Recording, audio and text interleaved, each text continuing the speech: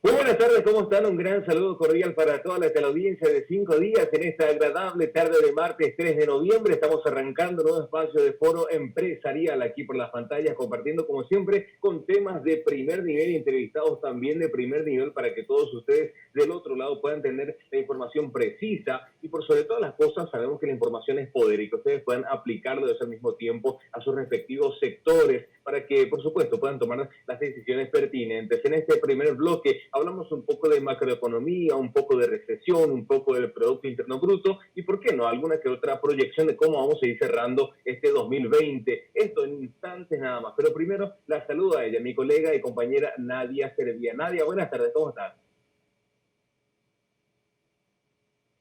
¿Qué tal? Muy buenas tardes, David. Buenas tardes a toda la teleaudiencia, a los compañeros, por supuesto. Como siempre, estamos cargadísimos de información en este primer bloque ya del foro empresarial. Vamos a estar teniendo demasiadas novedades en este sentido ya. Comentarles a todos que se queden bien prendiditos a las pantallas de 5 Días TV y que nos acompañen a este siguiente espacio informativo.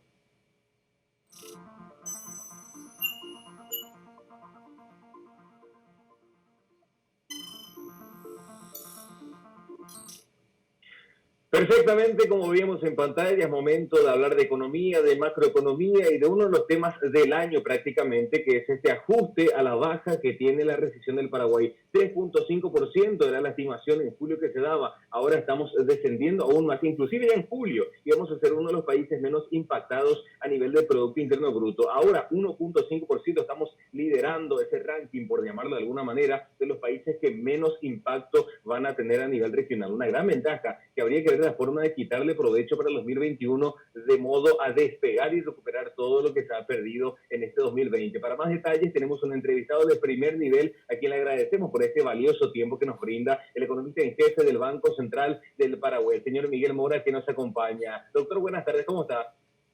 Muy buenas tardes, David. Un saludo también para Nadia y para la audiencia de 5 días. Importante ajuste que está haciendo la banca matriz, doctor. Esto porque obviamente todos los datos que nos están arrojando ya estos últimos meses del año nos están dando un norte importante de recuperación de la economía, ¿no?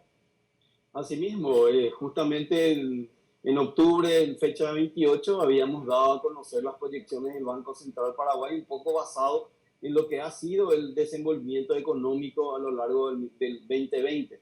Recordemos que la pandemia ha afectado la actividad económica en el mundo, en la región y también en Paraguay.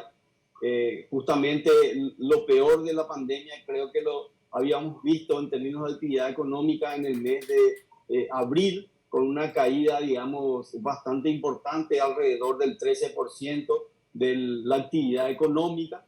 Posteriormente, en mayo, continuó con la caída, cerca del 7%. No obstante, con la implementación de la cuarentena inteligente, un poco el confinamiento estricto que habíamos tenido allá por el mes de marzo, en la segunda quincena, se fue flexibilizando, permitiendo que los sectores, digamos, puedan operar, puedan reiniciar sus actividades, y con ello empezamos a ver un movimiento, digamos, económico un poco mayor a la del mes de abril principalmente. Yo creo que esa flexibilización de la cuarentena, ¿verdad?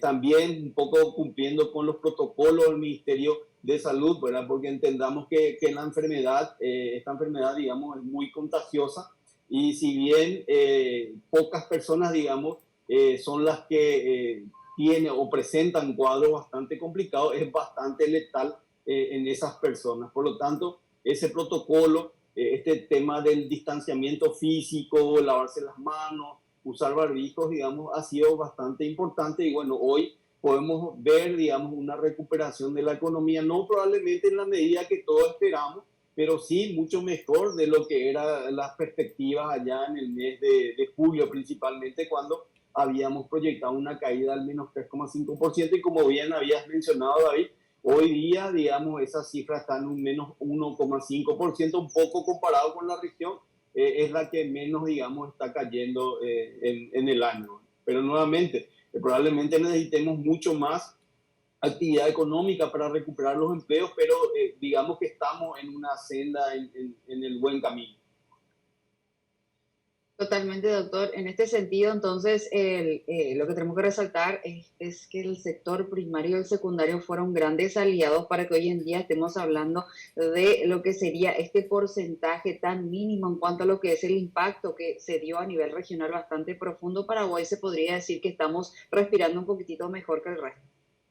Asimismo, ¿verdad? La agricultura, principalmente la ganadería, han presentado tasas de expansión bastante importantes, sobre todo la agricultura, que en el semestre había crecido casi un 18, un 19%, liderado principalmente por la producción de soja, con cifras récord de producción, aproximadamente 11.050.000 toneladas, y bueno, esto ha permitido a Paraguay justamente tener un desenvolvimiento económico en el sector primario bastante importante que ha amortiguado justamente este choque. Y también este sector nos ha permitido exportar nuestros productos y también vemos que las exportaciones que habían tenido o mostrado, digamos, una caída en los primeros meses del año, hoy día, digamos, tiene un crecimiento, aunque leve, digamos, positivo.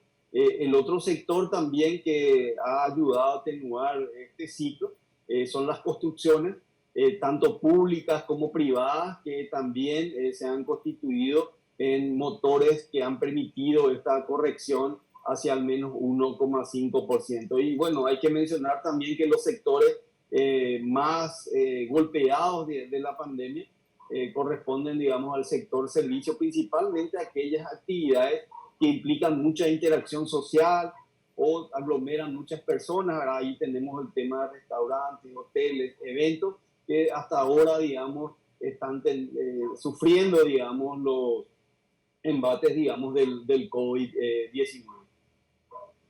Doctor, en base a su experiencia y conocimiento, ley de responsabilidad fiscal, ¿en cuánto tiempo podríamos recuperar los márgenes y qué tanto vamos a tener que sacrificar para retomar a ese buen ritmo, a ese buen porcentaje que teníamos antes de la pandemia? Sí, yo creo que esto está en discusión, ¿verdad? Yo creo que lo que nos ha permitido justamente afrontar, ¿verdad? Con fortaleza, digamos, esta pandemia justamente ha sido esa solidez macroeconómica que lo hemos construido en los últimos 15, 20 años. De esa perspectiva, yo creo que es importante que hacia adelante podamos consolidar rápidamente las cuentas fiscales, tratar de retornar lo antes posible a los niveles, digamos, marcados por la ley de responsabilidad fiscal, porque desde el punto de vista, digamos, de país, desde el punto de vista, digamos, de la imagen país, yo creo que eso va a ayudar en forma importante. Sí, sabemos que hay brechas de infraestructura que es necesario cerrar, pero por lo menos particularmente pensamos que sería, digamos, bastante beneficioso para el país, incluso desde el punto de vista de la calificación crediticia, de nuestro objetivo de llegar al lado de inversión, que podamos cerrar rápidamente o consolidar mejor las cuentas fiscales en el menor plazo posible. Doctor, por otra parte, le quiero consultar cómo quedó el sector inmobiliario, ya desde su óptica. Por supuesto, es importante también consultarle eso, porque se vaticinaba ya para el mes de julio, o se vaticinó un 3,5%. Actualmente, ¿cómo estamos en ese terreno? Valga la redundancia. Sí, en el sector inmobiliario, si me podías aclarar un poquitito. Sí, en el sector inmobiliario, doctor. Sí, ¿cómo usted ve con qué óptica está justamente observando cómo se está manejando esta situación? Ok, sí, tal vez, digamos, realmente la proyección la hacemos un poco más desde el punto de vista macroeconómico, ¿verdad? No obstante, ¿verdad? En base a algunas consultas a gente del sector, realmente en estos momentos, digamos, en donde el gasto se ha reducido, uno, digamos, por la caída, digamos, de los ingresos de aquellos trabajadores que han perdido, digamos, sus empleos, pero también por motivos precautorios, digamos, se ha, digamos, controlado, ¿verdad? O se ha reducido bastante el gasto, ¿verdad? No obstante, lo que entendemos es que por lo menos los hogares, digamos, aquellos hogares que tienen niveles de ingreso por el cual pueden realizar algún tipo de inversión, están, digamos, comprando propiedades, ¿verdad? Por lo menos en el análisis micro, aparentemente este sector, digamos, no se ha resentido, digamos, en forma importante, principalmente a través de las compras de tierras, que es lo que por lo menos parcialmente hemos podido recoger en términos de información. Totalmente. Doctor, pregunta de relevancia para el sector import-export comercial. Divisa norteamericana, ¿qué pasa con el dólar? La intervención que ha hecho la banca matriz en todos estos meses ha sido importantísima, sin embargo, sigue creciendo. Hay una expectativa todavía superior de que cierre por encima de los márgenes. Realmente nosotros estamos bastante enfocados, digamos, en nuestro objetivo, digamos, de inflación, y podemos ver justamente en la publicación que hemos realizado hoy que el acumulado del año está en un 0,9% y en términos interanuales un 1,7%. Realmente lo que hemos visto en el mercado cambiario es un comportamiento que no difiere mucho de lo que ha ocurrido en la región y también en el mundo, principalmente en el mundo en los primeros meses del año, en el momento en que China había justamente había registrado una caída bastante importante de su actividad económica como consecuencia justamente de la pandemia y también como consecuencia de las medidas de confinamiento social que se habían implementado fuertemente. Bueno, esto redujo en forma importante la demanda de China de productos, ¿verdad? Y ahí justamente vimos caídas en los precios de commodities y también digamos, por la incertidumbre que traía aparejado la caída de China, también, digamos, la desaceleración de Europa, Estados Unidos, un refugio bastante importante de los inversionistas internacionales en el dólar.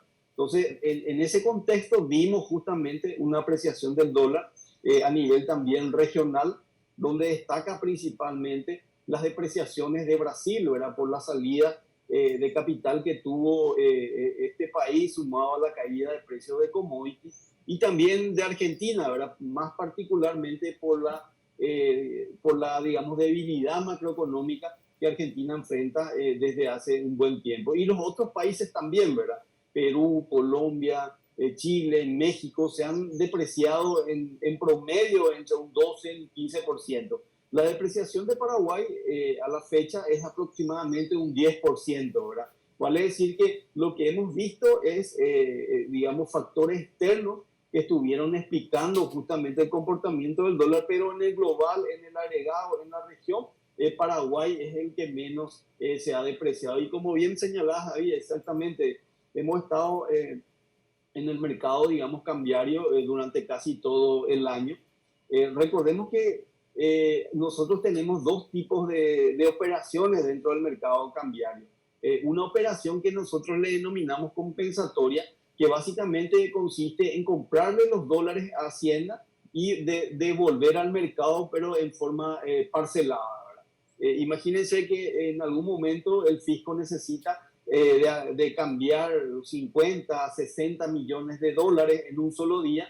Si eso va al mercado, lógicamente va a producir mucha volatilidad. Entonces, en ese escenario, el Banco Central, ¿verdad?, le compra esos dólares al fisco, pero después lo devuelve, como mencionaba, en parcelas, ¿verdad?, de tal manera a no, digamos, alterar la tendencia, digamos, del tipo de cambio. Y eso es lo que estuvimos viendo la mayor parte del año. Recordemos que el fisco, para poder afrontar los gastos, digamos, de la pandemia, realizó una emisión de 1.600 millones de dólares, ¿verdad?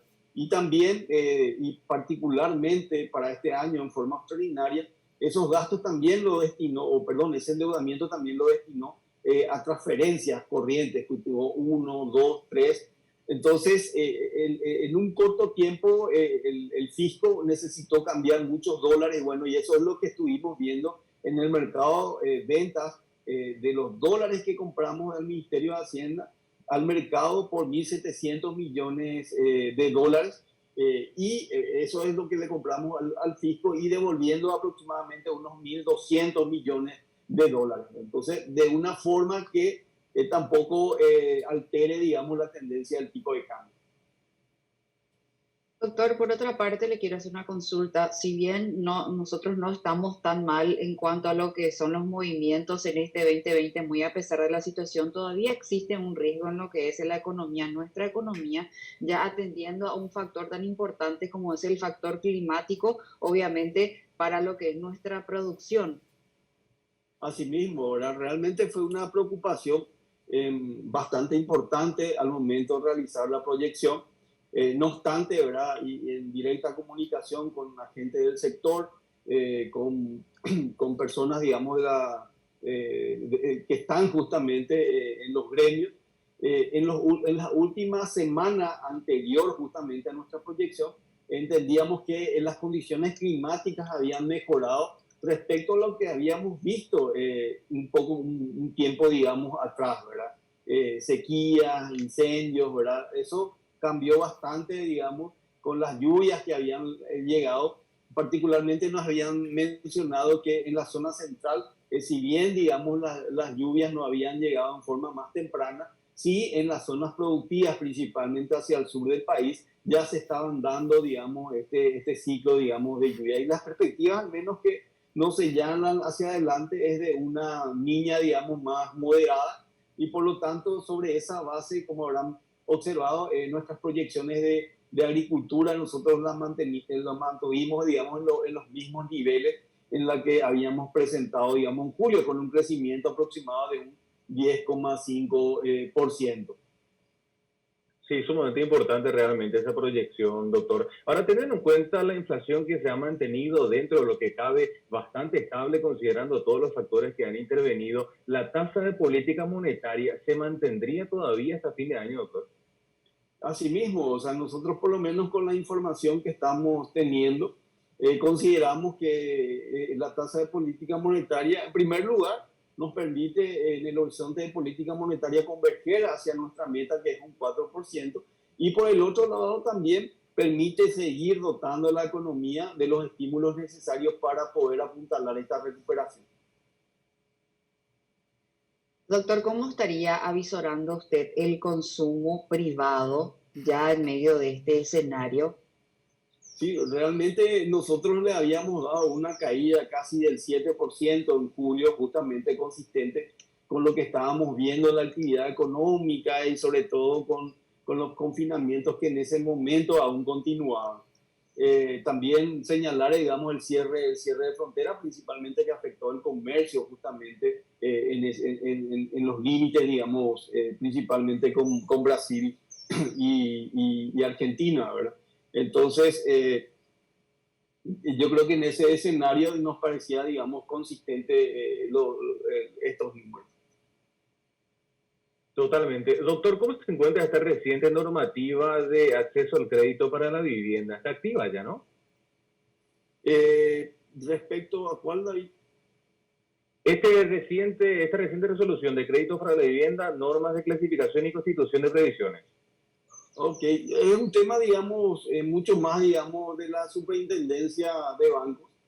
No obstante, sí, digamos, desde el Banco Central se han tomado una serie de medidas de tal manera que podamos estimular el crédito desde la reducción de las tasas de política monetaria, que habías mencionado justamente en niveles del 0,75%, también algunas flexibilizaciones en las normas crediticias, de tal manera mantener la calidad del cliente. Y yo creo que lo más importante también, el fondo, digamos, de garantía, el fondo de garantía, digamos, para crédito, el FOGAPI, que ha permitido principalmente poder llegar a aquellas empresas, a las unipersonales, digamos, a las MIPYME, de tal forma a que puedan tener un financiamiento para justamente poder mantener sus niveles de producción y mantenerse también dentro del mercado. En total, por lo menos los créditos FOGAPI se realizaron por aproximadamente 380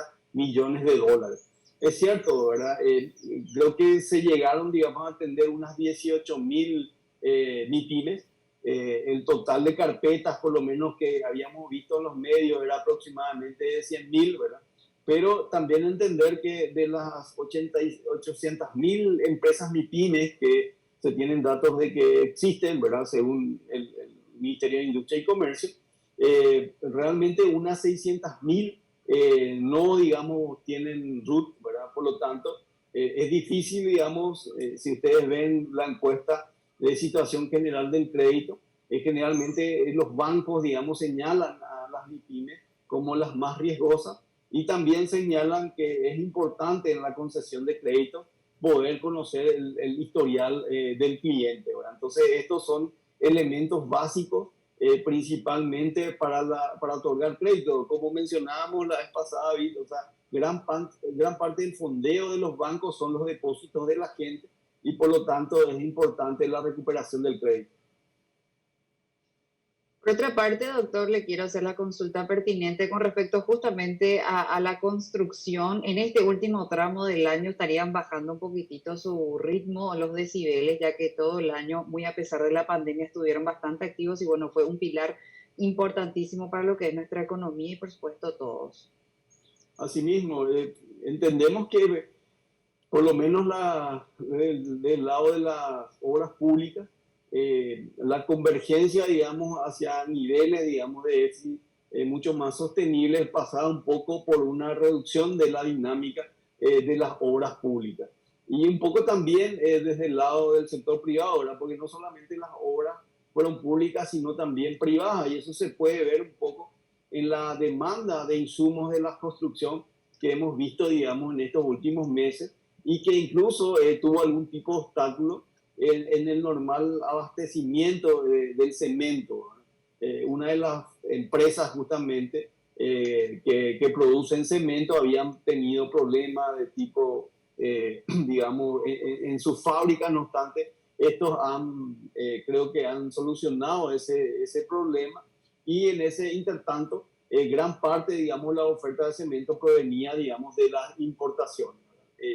Vimos también que a causa de esa escasez hay un aumento importante de los precios del cemento, entre 25 y 30%, y bueno, estos elementos justamente harían que empiece a reducir su ritmo de actividad al sector de las construcciones. No obstante, nosotros de un 3,5% lo llevamos al 7%, que para mí, o sea, para este momento, digamos, para esta coyuntura, es una tasa bastante importante.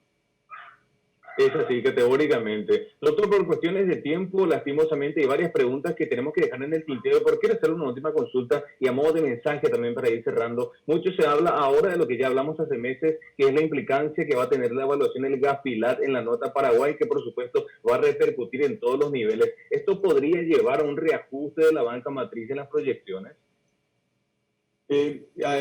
Realmente para el 2020 este sería, digamos, nuestra estimación. Probablemente, digamos, para el 2021 el hecho que podamos superar justamente este examen desde el punto de vista principalmente de imagen país, desde el punto de vista, digamos, de la atracción de inversiones, y desde el punto de vista también de la búsqueda del grado de inversión, sería bastante positivo. Incluso también vemos que será bastante positivo esto desde el punto de vista del problema puntual que estamos enfrentando respecto a la abundancia de efectivo, de dólares en efectivo, ¿verdad? Que justamente debido a la dificultad que tienen los bancos privados de poder exportar a Estados Unidos esos dólares, hoy día, digamos, están acumulados e incluso se ven rechazos de este efectivo, ¿verdad? Yo creo que un buen examen, una buena nota, permitiría a muchos más bancos, digamos, que puedan exportar y, bueno, de esta forma desaguar un poco los dólares efectivos que se han acumulado en este tiempo. Eso es categórico. Y bueno, esperemos que los números se den favorables a nuestro país. Doctor, queremos agradecerle este tiempo, realmente nos dio mucha luz en cuestiones que estábamos un poco dudosos. Agradecerle el tiempo una vez más y, como siempre digo, esperando que nos sea la última entrevista. Muchísimas gracias, David. Muchas gracias, Nadia, por la oportunidad, y nuevamente un saludo para la audiencia. Excelente, muchísimas gracias. Así con nosotros, en vivo, el economista en jefe del Banco Central del Paraguay, el economista Miguel Mora, comentando un poco respecto a las últimas estimaciones de la banca matriz. Con esto es momento de hacer la pausa, Nadia. Totalmente, pasaron ya 28 minutos de la hora 16. Vamos a una pausa. A la vuelta te esperamos con mucho más de este Foro Empresarial PM. Pausa y regresamos.